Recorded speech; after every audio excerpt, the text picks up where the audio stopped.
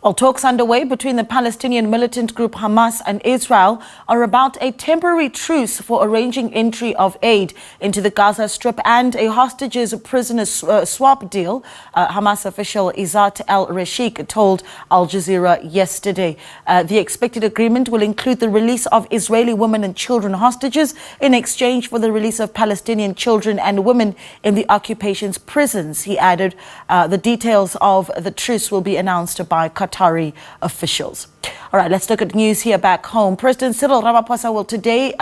deliver the keynote address at the opening of the Education International 10th Africa Regional Conference in Sandton. Education International is a global teacher and education workers labor federation with more than 32 million members. The conference is themed Standing Together for Resilient Education Systems in Times of Crisis. For more on the story, let's bring in SABC News reporter Samkele Maseko. Samkele, a good morning to you. Interesting, this body, right? The Education International with 32 million members. A great opportunity for us to learn about really what their views are on global education, but also what are we expecting to hear from the conference this morning? Well, at this point in time, Naledi, the president has not yet arrived here at the International Convention Center for this international conference, the 10th International Conference of Education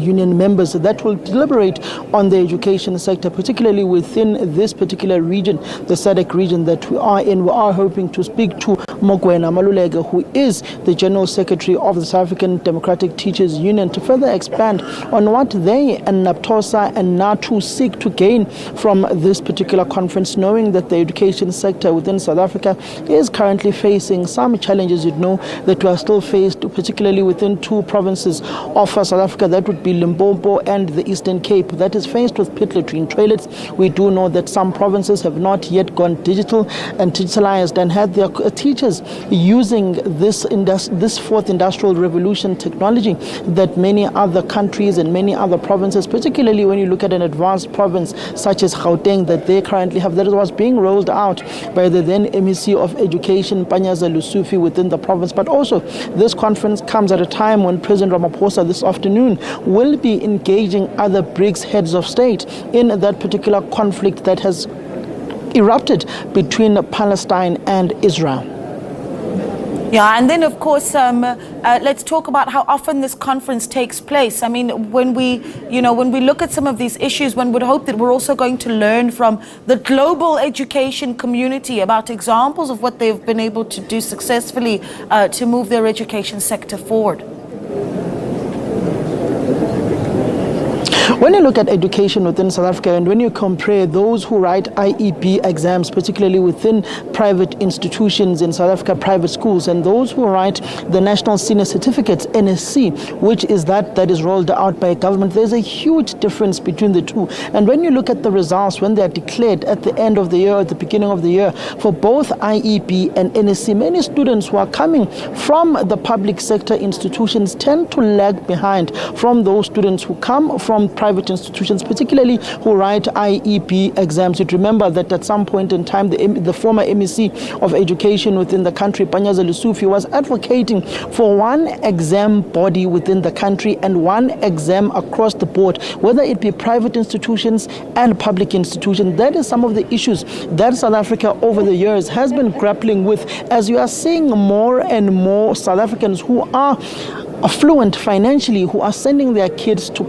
private institutions and private schools, and those whom are less fortunate find themselves taking their kids to public institutions and public schools, which in a way the public sector within the country over the years has gone down. And you also look at the pass rate that is there within public institutions, 30%. You look at how institutions that are run by government, those high schools, when it comes to those matric exams and when it comes to the results of maths and physical science, South Africa tends to lag behind within the public sector institutions, and it is these members of NAPTOSA, of NATU and of SATU that have to prepare these students to write these particular exams, and also to feed into the much needed skills, the technical skills that are needed within the country. So these are some of the areas that South African unions who participate within this particular fora will be looking at how they strengthen South Africa's capacity to have more students taking up pure mathematics,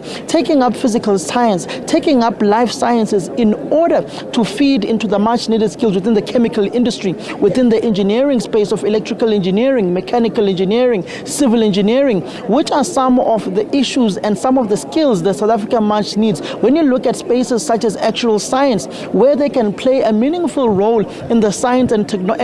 digital and technology space, where it is much needed in the fourth industrial revolution, and some of the gas explorations that South Africa is currently exploring, and the square kilometer array project, which the South African government, and in particular the Department of Higher Education, Science and Technology, during the era of Minister Naledi Pandor, that they had embarked on in the Northern Cape. Well, let's leave it there. Samkele Maseko there, our reporter, keeping a close eye on things for us in Sandton. And of course, we'll be watching for when President Cyril Ramaphosa does get on stage to deliver that keynote address.